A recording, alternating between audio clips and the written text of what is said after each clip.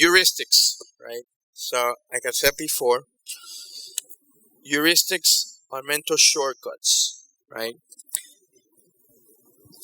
Behavioral economics is of the theory in how humans make decisions. Behavioral economics is a complement to traditional economic theory. Traditional economic theory had nothing to do with emotions, had nothing to do with how people perceive things. They just saw it as black and white. You have supply, you have demand, you have equilibrium, you move forward. Well, that's not it. The study itself of behavioral economics, it studies the effects of psychological, cognitive, emotional, and cultural factors on economic decisions individuals make. Remember that earlier I said that identity, who you think you are or who you think you're going to be, is how you behave. So, for example, let's just take I'm a first generation. I come from a life where in a 10 by 10 room, we had a door, a refrigerator, bunk beds, my parents on the bottom, my sister, my brother, and myself on the top, and a little window. That was our house in the South Bronx until we got to move to a 2-bedroom apartment. So I already have in the back of my head, I'm broke. I'm poor. That's who I'm going to be. But by aiming for more, you start changing that. But it doesn't really change until you attain something. That's why a lot of first generations get to work, and when they get their first paycheck, you know what's the first thing they buy? A car. A nice car. It should be all the way around. If we were financially educated, we go for that house. We go to move ourselves out of where we are. Not because we don't want to be associated with them, but it's because we need to change the environment around us for us to change ourselves. I have a friend of mine that is a first generation, worked at McKinsey, but he got his MBA at Fordham in the South Bronx. Now, McKinsey is one of the top consulting companies in the world. They don't hire anybody that's not an Ivy Leaguer. But they hired this guy from Fordham University, had an MBA from Fordham because he was really, really, really bright. At the age of 30, he moved out of the neighborhood, if you will. So he has a different perspective. He got the job being in the neighborhood. So every day, even though he had to wear the nice suits and all of that to go to work, he left the Bronx and came back to the Bronx. So he has a different perspective than mine. I left when I was 13, and I just go back to visit because my aunts and uncles and cousins still live in the same building, just in a different apartment. They never got out. And they see us different. They believe that we think we're better than them. And one cousin asked me, he called me and asked me once, and I said, no, I don't think I'm better than you. How come you don't come visit? I said, how come you don't come visit? Because I have to work. You don't think I work? So perspectives are distorted at times when you're not there with them all the time. So when we start talking about how people behave when it comes to economics, the whole background comes into play. So the main concern in behavioral economics is bounded of rationality, right? And that means that people don't have the time or don't like to take the time to make a smart decision. We're on the go. And technology today doesn't really help. Before, I don't know if you noticed, if there was an earthquake, I don't know, in the other side of the world, it took a day to find out that there was an earthquake over there. Now you find out within seconds. So you have become immune to emotions. 100,000 people dying. It's like, oh yeah, they had an earthquake, a few buildings fell, a whole bunch of people died. It's okay. They just move on. Before, you had the pre-emotions, you had the emotions, and then you had the PTSD. Now you just go to emotions, PTSD is over, and next day keep on going. So fast, so unemotional. So when we talk about heuristics, I'm going to go a little bit deeper into this. All right? Instead of the analysis, one option at a time, we use shortcuts to arrive at the decision that while maybe is not the absolute best, are usually good enough. Heuristics are mental rules of thumb that allow us to jump past all the hard thinking that might otherwise go into the decision. For example, We like to assume that things that worked in the past will work in the future. Most of the time, that's pretty good assumption, but sometimes it can blind us to changing circumstances. Remember I told you about the frog that was in the boiling pot?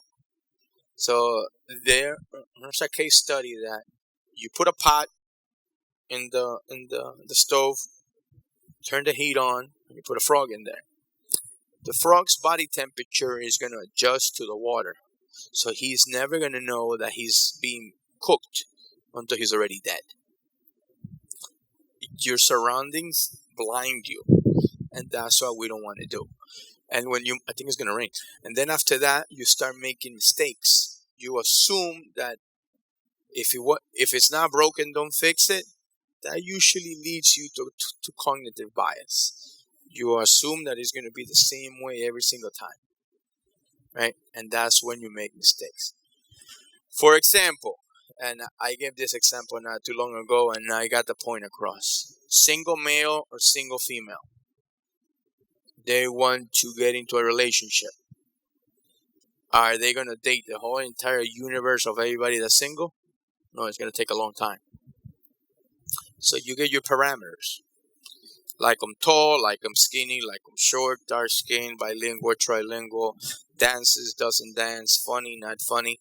And you set your parameters, and based on that, you choose what's good enough. You never aim for the max. Maybe that person that you ran into is your maximum. You maximize your decision.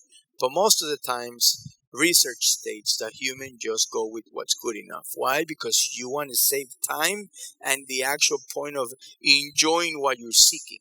So if you want a partner to share your life with, you date enough, you see a few, you select the one you want, either male or female or whatever that relationship comes up to be, and you start enjoying the actual person now, the actual relationship, because that is what you were looking for. You just needed another piece, either one way or the other. And heuristics can help you do that. Cognitive bias would be, I don't know, I'm going to put myself in the mix because I'm from Ecuador.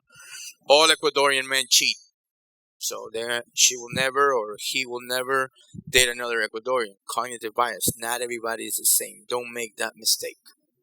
Right? And that's why we want to stay away from. In regards to student, every student that comes from Puerto Rico is not going to do well. Every student from Venezuela is going to take them 2.5 years to learn how to write and speak English properly.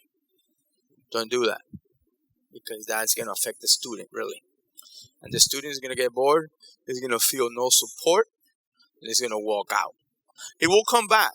They do come back. It takes 2 years sometimes and 2 semesters in the other until they get kicked out like it happened to me, and then you have to fight to get back yourself inside.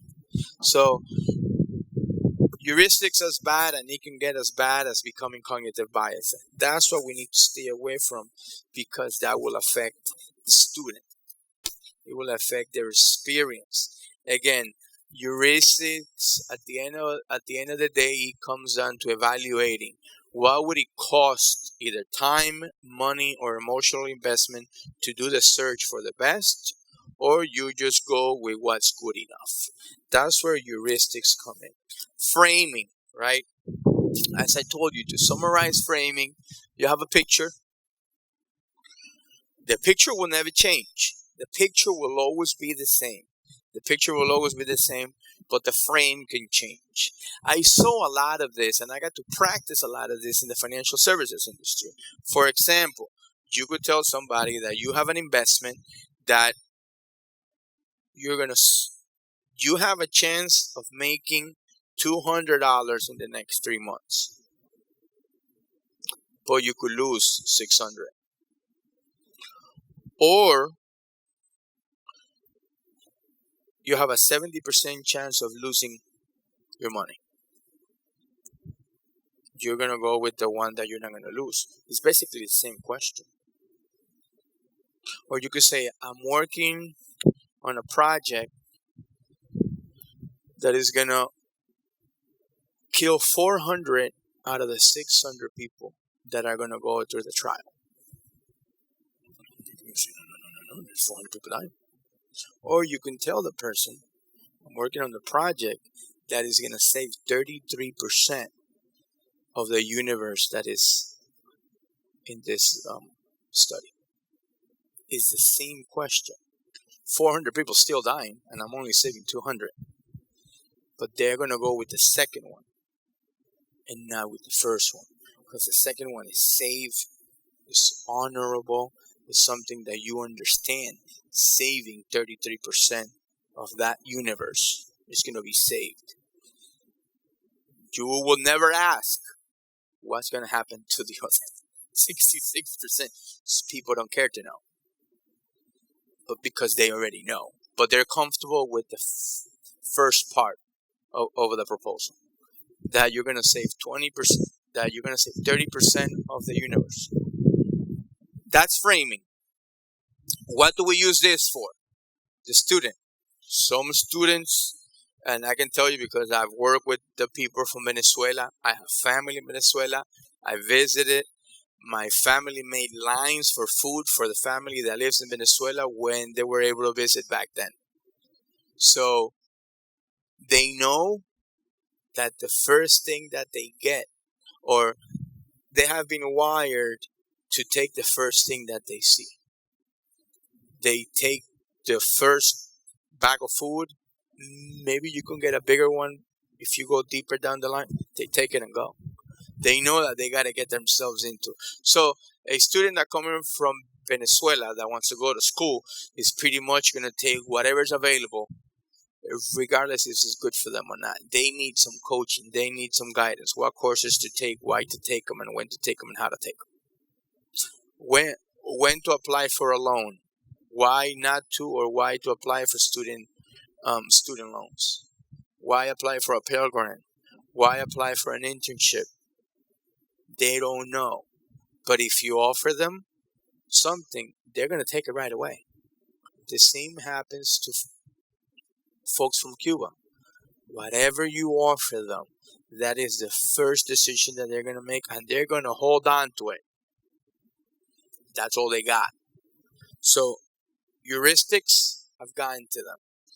And the framing, we need to use framing, or the staff and the faculty needs to use framing to see the other side of whatever is in front of them. Because there's always two sides to every story. Marketing efficiencies. In the 1970s, when efficient market hypothesis came out, it basically said that all the information out there about investments, about companies was accurate. That you were not able to beat the market because the market was set. The same thing applies for behavioral economics. People are the way they are, and people are not going to change. Well, we have empirical evidence since the year 2000 going forward that is not accurate. People do change, especially when it comes to emotional intelligence. As we said, you can learn empathy and emotional intelligence from the age starting as early as 5 all the way to age 65. So that's what we call a marketing efficiency. And we need a marketing efficiency because in the marketing efficiency, we're able to bring other things into the mix that change people's behavior when it comes to economics. Now, a new, if you will, a new topic or trend has arisen, and that's culturalism, right? Culturalism. Anyway, it's a new term.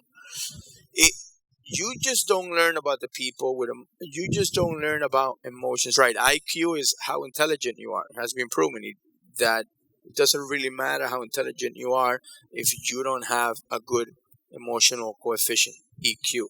And now we're talking about, since our community is becoming so diverse, and as people say, the minorities will become the majority, but we will no longer be minorities. So I don't know why I keep on saying that. People keep on saying that the Hispanics are going to be the biggest majority. And I said, but it doesn't make sense. We will become the general market. We will become the market. Everybody else that is not as strong with numbers as us is going to be the minority. So when it comes to marketing efficiencies, we need those changes. We need people to think differently. Because if you accept that what is what it will be, we will never change.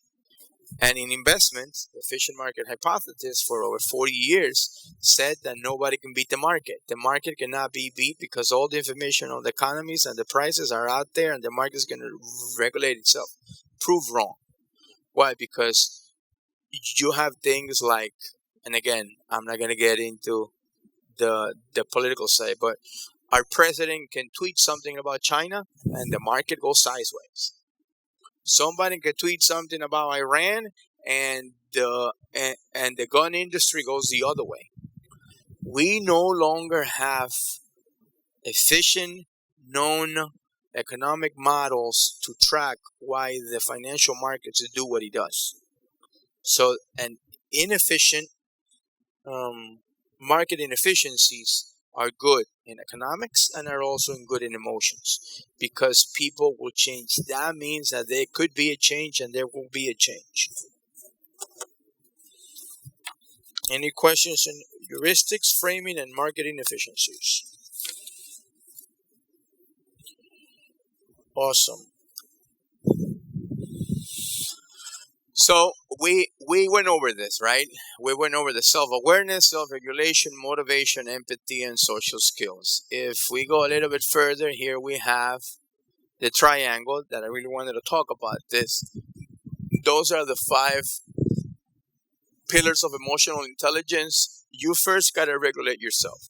Like always, let's look inward before we look outward, right?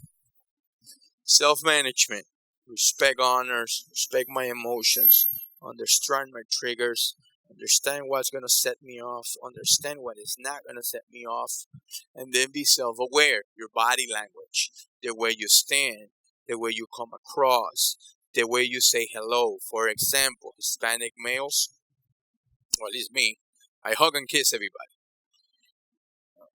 If it's a guy, I give him a hug. If it's a girl, a kiss and a hug. It's just part of the culture. So you gotta be understanding that some cultures don't like to be touched. Can't touch them. It's just not who they are. And some people, regardless of what the culture is, they would like to keep the personal space. But some of us don't pay attention.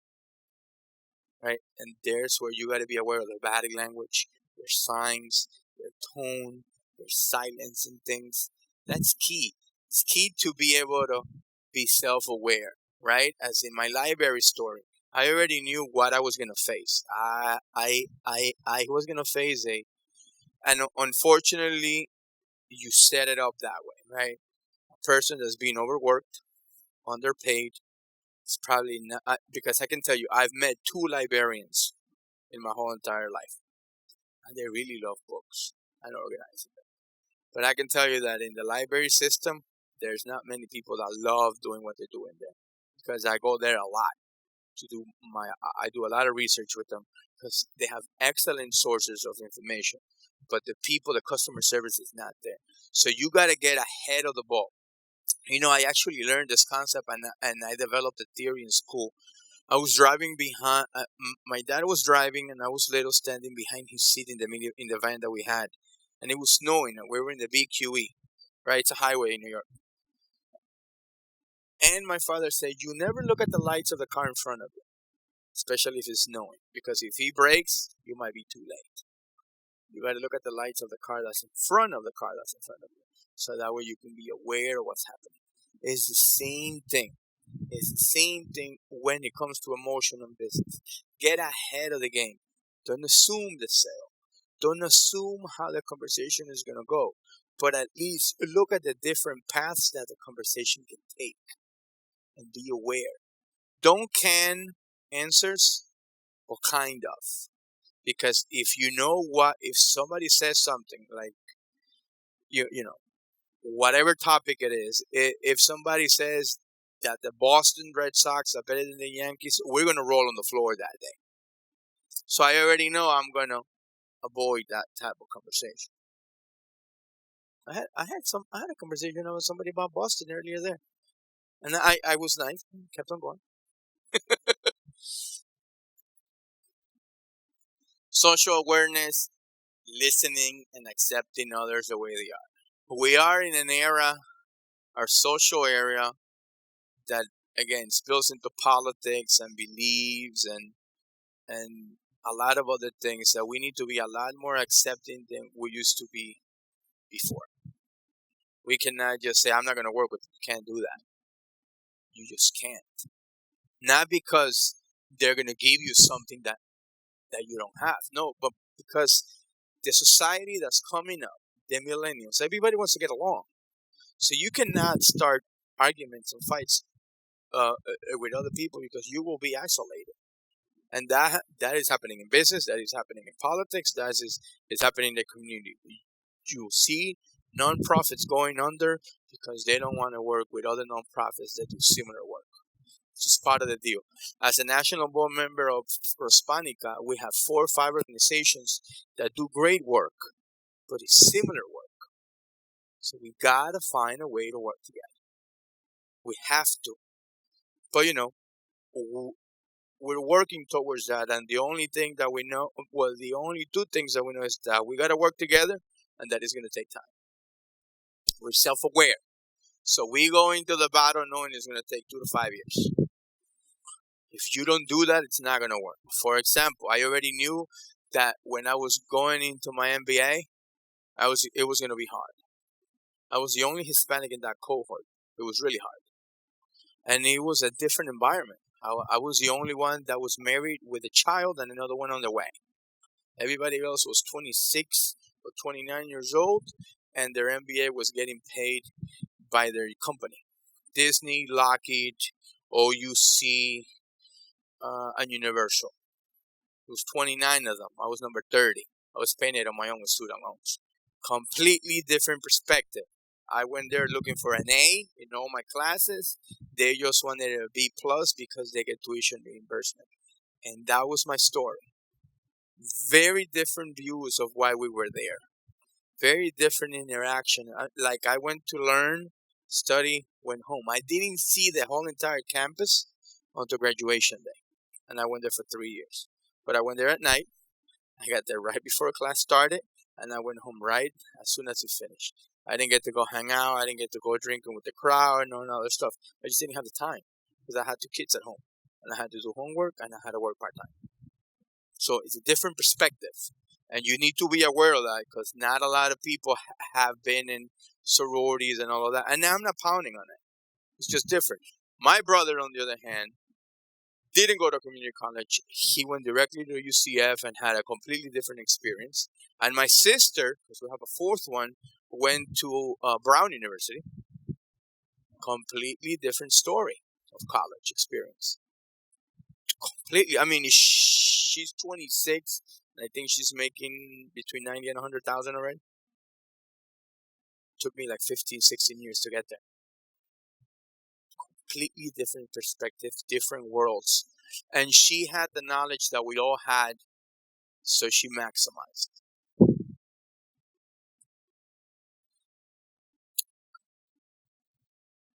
Questions?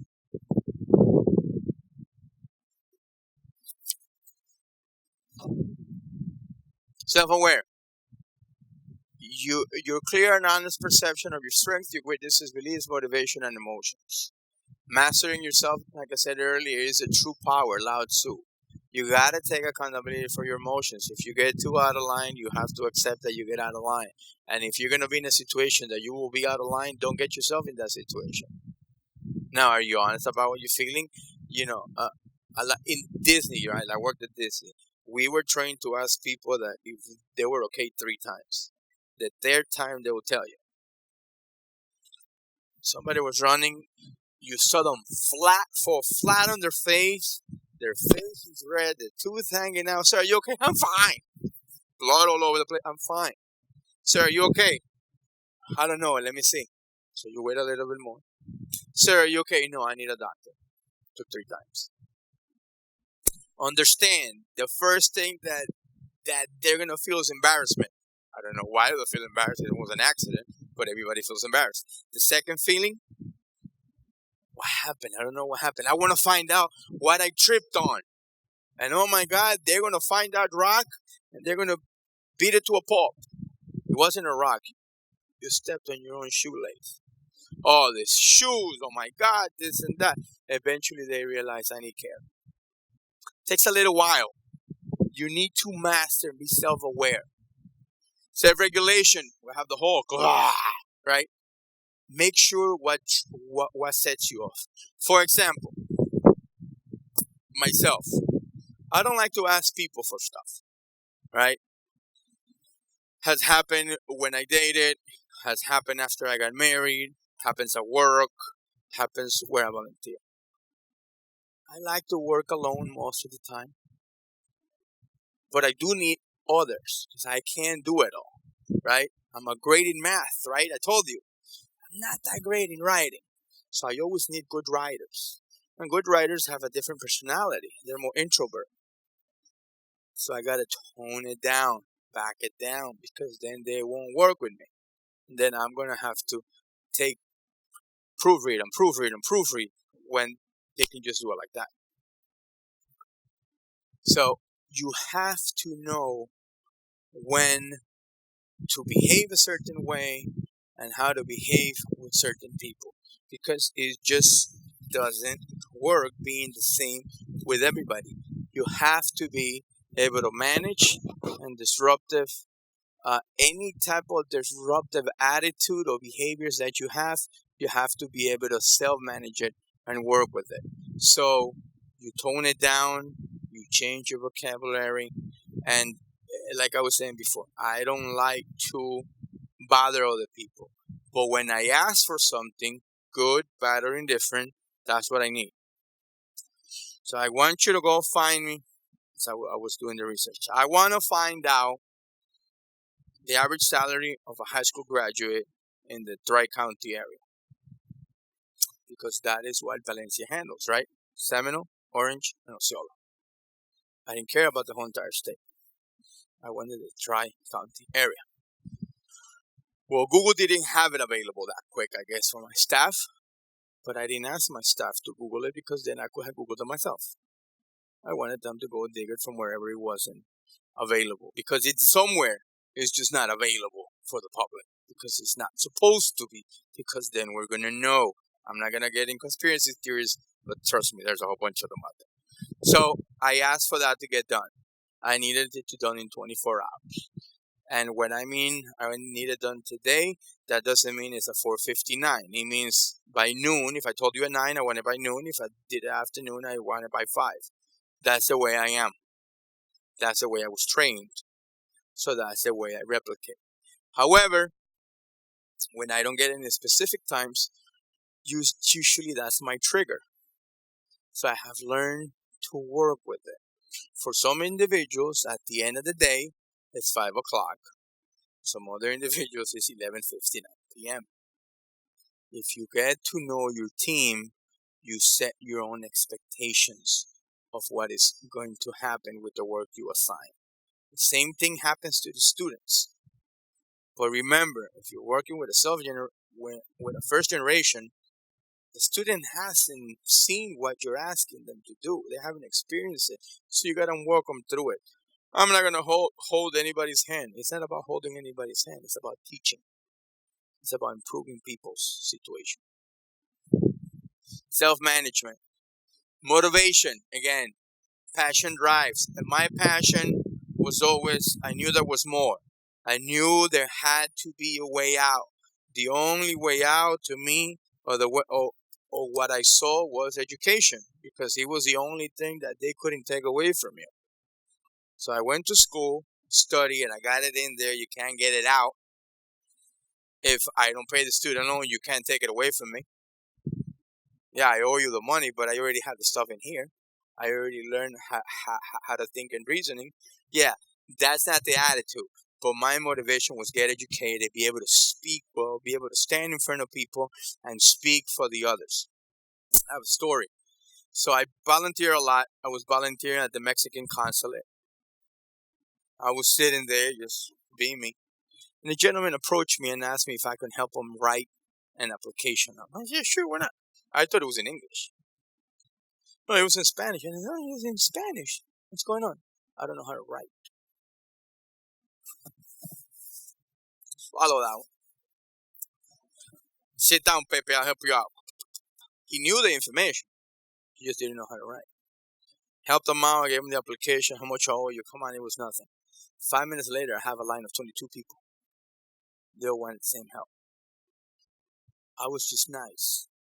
I motivated him to come to an individual that was all dressed up and not feel ashamed that he couldn't. You got to motivate others either by actions, by words, by example, by leading. And sometimes you don't even have to lead. You just stand there and follow. Every situation is different, but without motivation, you're not there. My motivation had many different facets and reasons, right? My dad was sick. Oh my God, something needs to be done, right? I have to go to work. After that, it was like, well, I want a better life for myself.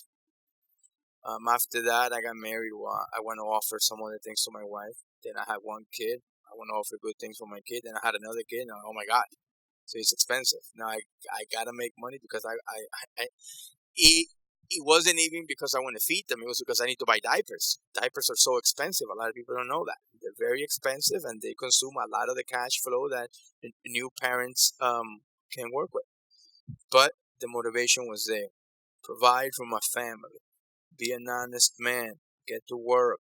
Give them the life I didn't have. That was the motivation, and that's why we went to school. That's why we did everything that we did. And then empathy, as we spoke about earlier, right? Empathy, the ability to understand and share the feelings of others. I don't know if you guys have seen it. In the region or locally, we have a event, a mile in her shoes. I don't know if anybody knows of it. A lot of politicians and local leaders go and wear high heels, and they walk a mile. I haven't done it, but I can't wait to do it. Because let me tell you, why not be on the other person's shoes? Actually feel how they feel when you walk. It's just a mile, and it's probably going to take you, 20 minutes to walk a mile, or 10 minutes if you're fit. But imagine walking those shoes every single day. Up and down the stairs, from the car to the office and so forth. Eventually, you guys probably get used to it. We won't. And we only experience for 1 mile. It's always good to be on the other person's shoes. The one thing that you will never know is how it is to feel a loved one until you lose it. I mean, I've only lost my grandmother on my mother's side, my grandfather, and my other grandmother. But my wife, she's lost her grandmother, her mother. I mean, it's bad in the sense that she has had to endure a lot of emotional pain, and she has all that baggage, and I will never know how she really feels. Mother's Day is kind of sad for her, but at the same time, it's happy because she has 2 kids. But the holidays come, everybody got their mother, not her, because we're young. Most of our mothers are still alive in our age group. She doesn't get to enjoy that. But we will never know unfortunately, the time will come when I will learn how she feels. That's going to be tough. Empathy. So many things get done with empathy. Social skills is the next one, right? Yeah, social skills. Communicating with others. It's simple stuff, guys. The reason why you have 2 ears and 1 mouth, you have to listen twice, twice the amount of time that you speak. Unless you're the speaker of the day and you get to speak the whole entire time, right? You have to manage relationships. You cannot work alone anymore. It's difficult. It's almost impossible. You need other people. In order to work with other people and get along, you have to develop your social skills. So your introverts, your writers, or the The individuals that are in accounting, they need to get out. They need to be able to associate with others. They need to be able to relate with others that are not in the same field that they are, because if not, they will not be able to socially grow. And we're in the era that we need social interaction and we need to grow. And that will help us to consider the other point of view. For example, one time I was sharing the story, and an individual asked me if I had attended a specific event as I was going to school in Rollins. And I said, no. Why not? Didn't I just tell you I was broke? And the entrance fee was, I think, $150. I said, I just couldn't do it. I just couldn't do it. So some people at times don't grasp full amount of information that you share with them just because they're not used to it, right? My sister went to Brown, or no, I mean, I have friends that have gone to Harvard. I have friends that went to Princeton, and I can tell you that they had limited resources. Yes, they had a scholarship. Yes, they have full tuition and room and board, but they still went there and they were still broke. There wasn't a lot of money in their pocket until they went to work to pay for the additional expenses. And if their parents were sending them something, it took a lot from the parents to send whatever little they sent, but it wasn't much. So when you go to other schools and you come from financially challenged families or financially challenging backgrounds, that doesn't change when you arrive there. It doesn't change when you get here. If you're here alone from Venezuela, and you have a full-time job to pay for housing, and you have a couple of roommates, and you're trying to make it, it's not going to be easy. It's not going to be easy. It's really not going to change. Yes, you could be taking these courses, and eventually you'll move on, but they're living a different life being in here, a life of struggle, and that gets in the way of education because it doesn't let you concentrate. Let's go ahead and do the recap. Emotional intelligence is the ability to recognize and regulate emotions. The 5 pillars of emotional intelligence, as I said, are social awareness, self-regulation, motivation, empathy, and social skills. I don't know if you guys took the assessment with you. If you guys can take 5 minutes, go over it, answer true or false, and then in 5 minutes I can go over it to see how emotional intelligent you are. Is that really rain, guys? That sound? Is that rain? Or it's me and the mic?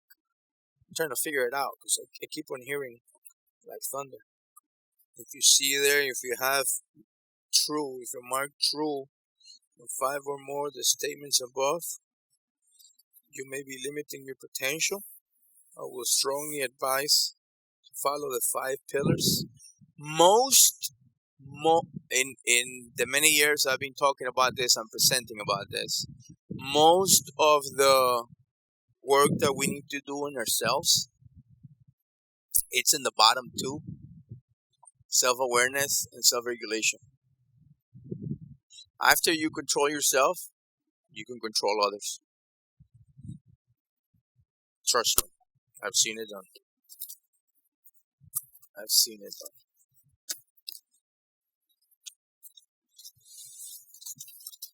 I am not in Yelp, but if you do get our evaluation, if you can give me 5 stars. Just kidding. I thought about that as I was getting ready for the presentation. Well, guys, you have my information here. As my phone number, my Twitter handle, my email, and my LinkedIn profile. Thank you very much for coming. I'm very honored that you guys took the time to come watch me.